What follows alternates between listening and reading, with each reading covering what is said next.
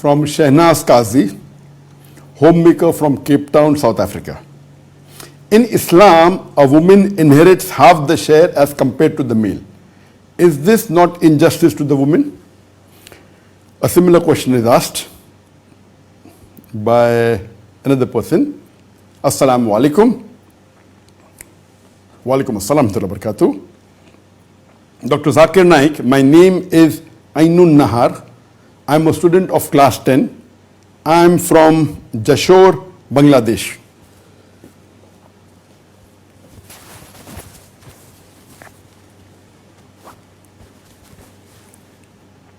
We see in Islam that the property of the parents is given more to their son than the daughter. Why is it? Isn't it unequal? This is a common question asked by the non-Muslims and even by some of the Muslims, and it is part of my answer in the most common questions asked by non-Muslim. I think it is the 14th or the 15th answer. As far as inheritance is concerned, there are various verses of the glorious Quran which speaks about inheritance. That's mentioned in Surah Baqarah, chapter number 2, verse number 180. In Surah Baqarah, chapter number 2, verse number 240. In Surah Nisa, chapter number 4, verse number 7 to 9. In Surah Nisa, chapter number 4, verse number 11 to 12. In Surah Nisa, chapter number 4, verse number 19. In Surah Nisa, chapter number 4, verse number 33. In Surah Nisa, chapter number 4, verse number 176. And Surah Ma'idah, chapter number 5, verse number 106 to verse number 108. There are various places the Quran speaks about inheritance. As far as the shares are concerned, they are mainly in two sets of verses. The first set of verses is from Surah Nisa, chapter number 4, verse number 11 and 12, where it says, as for the shares of your children, Allah has ordained for you that for the male, they get double the share of the female. If only daughters, 2 or more, they share in 2/3. If only one daughter, she gets half. And the verse continues. As far as your parents are concerned, if you have children, the parents get 1/6 each. If you have no children, then the mother gets 1/3. If you have a brother or a sister, mother gets 1/6. This is after paying off your legacies and debts. The next verse, Surah Nisa, chapter number 4, verse number 12 says that as for what your wife leaves for you, you get half the share if there are no children. And if there are children, you get 1/4 the share. In what you leave for your wife, if there are no children, then she gets 1/4. If there are children, she gets 1/8 after paying of the debts and legacies. It's a bit confusing, no problem. You can go back to the Quran, open the Quran, don't understand Arabic, read the translation. Surah Nisa, chapter number 4, verse number 11 and 12. And further, the Quran says in Surah Nisa, chapter number 4, verse number 176, that as for those who have no ascendants and no descendants, that means they don't have any parents, they don't have any children, then what your sisters get, if there are 2 or more, then what your brothers and sisters get is that the brother gets double the share of the sister. And if only sisters, if there are 2 or more, they share in a 2/3. If only one, she gets half.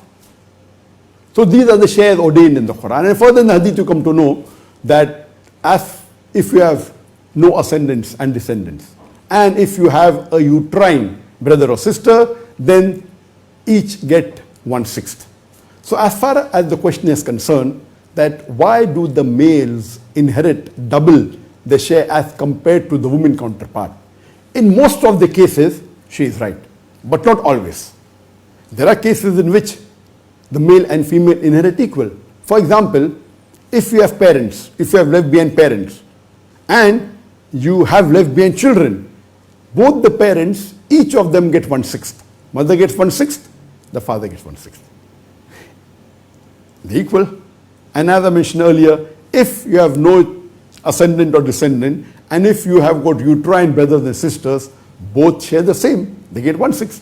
So there are in two cases where the male and female, they inherit equal.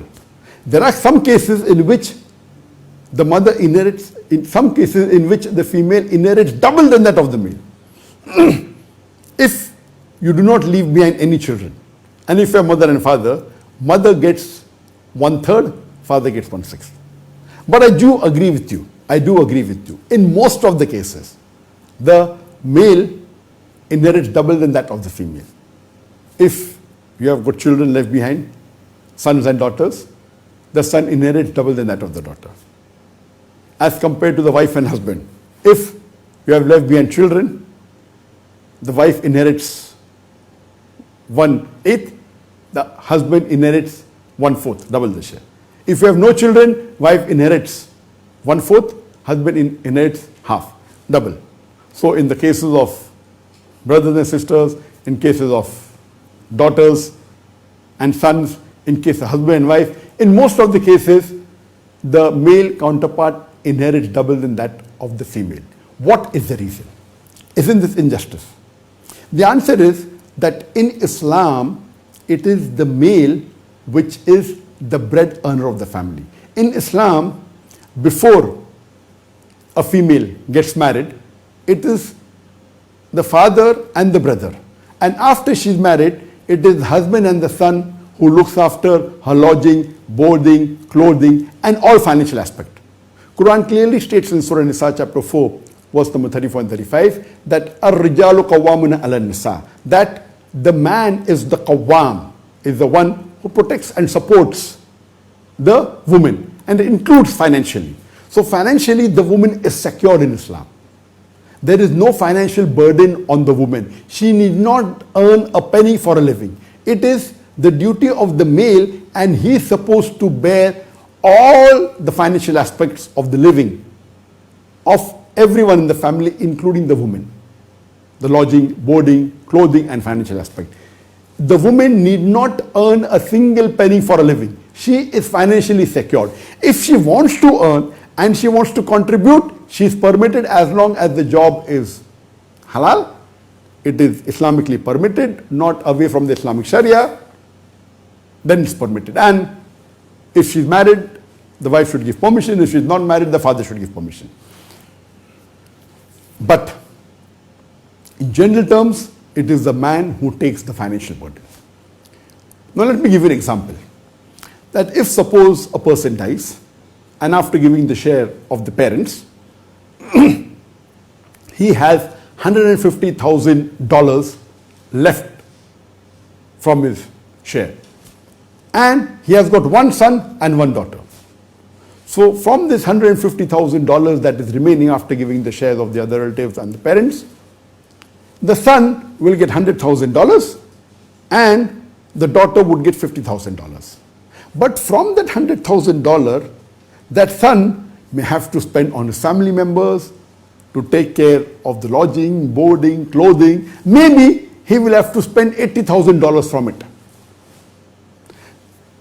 The daughter who receives $50,000, she need not spend a single penny on anyone else. I'm asking you a question.